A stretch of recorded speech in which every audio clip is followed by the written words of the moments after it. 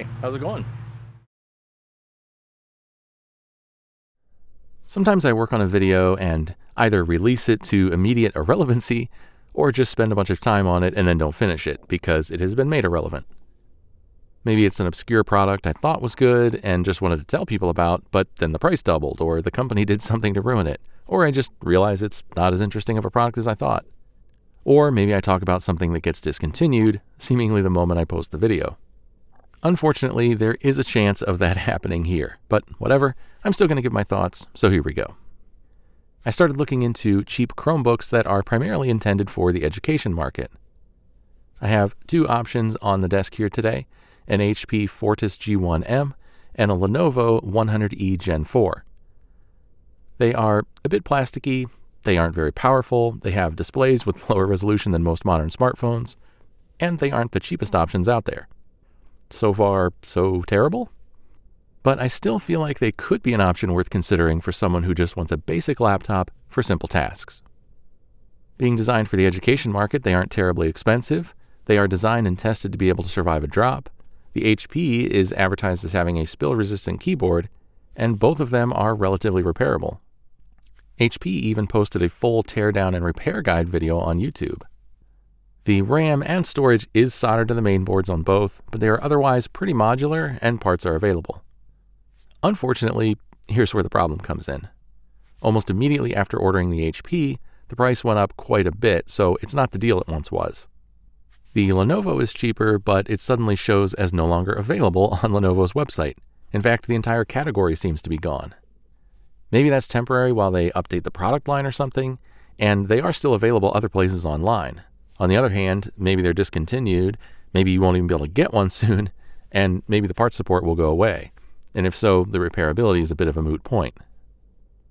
And ultimately, depending on the price of the soon-to-be-released Framework 12, all of this could be irrelevant. So keep that in mind. The reason I decided to test these laptops out in the first place is I wanted to see just how usable they are in this age of crazy fast tech. They both have 8 GB of RAM and 64 GB of storage. I opted for that config over the base of 4 GB of RAM and 32 GB of storage, which I thought would be a bit too limiting. The HP has a MediaTek 520 processor, and the Lenovo has a slightly more powerful Intel N100. With 4 and 6 watt processors, neither of them are going to be powerhouses. So what do they like to use? Honestly, for everyday tasks like keeping up with emails, web browsing, word processing, listening to podcasts, watching YouTube videos, etc., they have been pretty great. For stuff like that, they both perform totally fine. Sure, some things aren't quite as smooth and fluid as they would be on a faster laptop, and some bloated websites will take noticeably longer to fully load in than on a faster machine. But overall, I almost never felt like I was waiting around for anything or held back by the performance for basic tasks like that. They also sleep and wake from sleep almost instantly, so they are really convenient to pick up and do a quick internet search or get right back to something you were doing with no delay. Even booting from off only takes a few seconds. I know those characteristics aren't unique to these laptops, but it's nice that even with such low-end hardware, it's not like you're transported back to the old days of waiting a minute or two for Windows to fully boot up. Granted, the low-end hardware does mean you aren't going to be doing any hardcore gaming or powering through any intensive tasks, but that low-end hardware also means these things have excellent battery life. The Intel processor in the Lenovo is a bit faster at some things, while the MediaTek has slightly better battery life, and it just never feels above ambient temperature, except when charging when the battery warms up a little. But they also both charge very fast. It probably only takes about an hour to charge these things up if you have a 65 watt or higher USB-C PD charger, and with the included charger, maybe only a little over an hour. Neither of them have fans, and both of them mostly stay ambient temp to the touch during use. Being small, light, fanless, and cool means that they are very comfortable laptops to have actually sitting on your lap. Despite having access to a better laptop, it's been nice to have a small, light device that feels durable enough to deal with some rough handling, which this HP has, and wakes up instantly, has excellent battery life, and performs fine for light tasks. I know I basically just described a MacBook Air with an M-series processor, and those are far more capable. but they also start at around 3 times the price. And maybe it's just psychological, but I wouldn't feel as comfortable tossing one of those onto my bed from the other side of the room as I am with either of these. I put some simple games on them just to see how they would do, and games like Stardew Valley and the original Doom from the Play Store run just fine. I paired some cheap wireless headphones to these with no issues. I even paired a wireless PlayStation controller and it just worked, though compatibility with individual games will depend on the game. I also plugged in a USB amp and DAC, and that worked too. For kicks, I even tried to edit videos on them. Oddly enough, I think Chrome OS is probably as big of a limitation as the weak hardware. I tried a few app options. Clipchamp actually runs in a browser window and seems okay, but it's pretty basic and it requires a subscription for some of the features. I ended up liking LumaFusion the best, though it had unfortunate codec and file type limitations. Nothing 10-bit from a Sony camera would work, and strangely, no file of any type or any resolution from a Canon R50 would work. In fact, despite being MP4 files, no videos from the Canon would even play back on either of these laptops. So I don't know what the deal is with the files coming out of that camera. 8-bit H.264 files from Sony cameras did work fine, including 4K videos. However, here is where the biggest difference I found between the MediaTek and the Intel processors showed itself. The performance with 4K files was noticeably smoother on the Intel. Both were smooth in the editor once I created proxies, and I was able to import and edit 4K videos on both of these. It wasn't what I'd call buttery smooth, and I certainly wouldn't buy one of these specifically for video editing, but in a pinch, they can do it. However, even after many attempts with different settings, LumaFusion wouldn't export a 4K file on the HP. It acted like it was going to, and a little progress wheel would show up, but then it would suddenly just pop to complete without actually doing anything. And sure enough, I'd end up with an empty MP4 container. The Lenovo, on the other hand, exported 4K files with no problem. Slowly, but it worked fine. When I exported at 1080p on the HP, LumaFusion rendered the video just fine. So I don't know what the underlying issue is. It might be a hardware limitation somehow, or maybe just a bug in LumaFusion.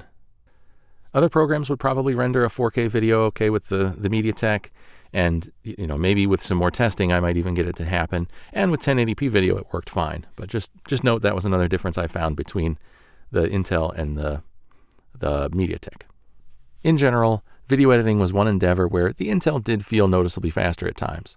So if you think you'd benefit from a little extra grunt and don't mind the slight difference in battery life, the Intel is probably worth it.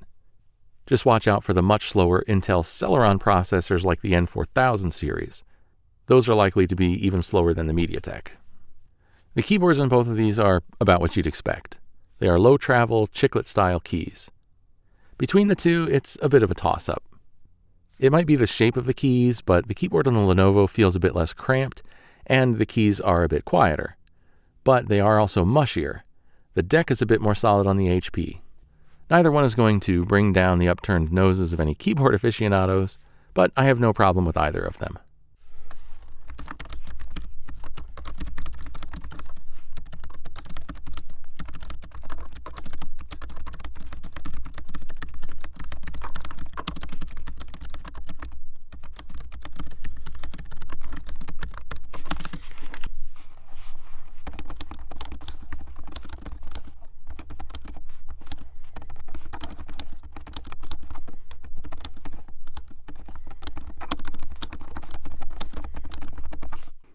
Maybe I'm just easy to please after dealing with some truly terrible laptop keyboards over the last 25 years, but to me, these seem fine. The trackpads are both smooth and accurate enough. The one on the HP is a bit smaller, but with a lighter physical click, which I prefer. In fact, I'd say I prefer the physical click on the HP trackpad to the physical click on my Framework 13's trackpad. I'm not sure if that's more of a win for the HP or a loss for the Framework. I'll let you decide. Both of these laptops have 2 USB-A ports, 1 USB-C port, an HDMI port, and a 3.5mm combined headphone and microphone jack. They also both have touchscreens. Personally, I don't care that much about the touchscreen, but I chose it because it is an IPS panel with a wider viewing angle than the TN non-touch panel that both of these models offer. The Lenovo has a glossy finish on the display, which admittedly does look a bit sharper, but I think I prefer the slightly satin finish on the HP, which cuts down on reflections and glare. Neither of them have exceptional viewing angles, but not too bad. They don't get terrible color shifts or turn negative or anything, they just drop in brightness as the viewing angle gets steeper. However, one thing I did notice about the Lenovo, I was pretty sure this was happening, but once I had it on camera, I pretty much confirmed it. When at full brightness as it is now, the screen doesn't seem to flicker, but when you dim the screen, it does seem to flicker. So it does not have flicker-free dimming. Whereas the HP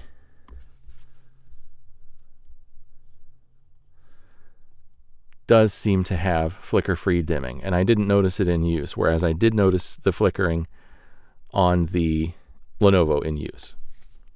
Not a big deal. The flickering actually doesn't really bother me, but I think some people are more sensitive to it than others, and it is something that a lot of displays will advertise is, being flicker-free, so it's kind of surprising that the Lenovo does not have that. But either way, now you know. I was just editing and something wasn't quite clear, so I wanted to pop in here to clarify.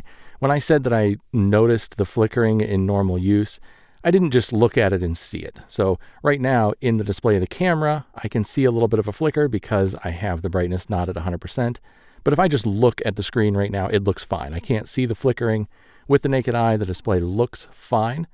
But what had happened is I had picked something up on the desk and just swept it kind of across my field of view to move it.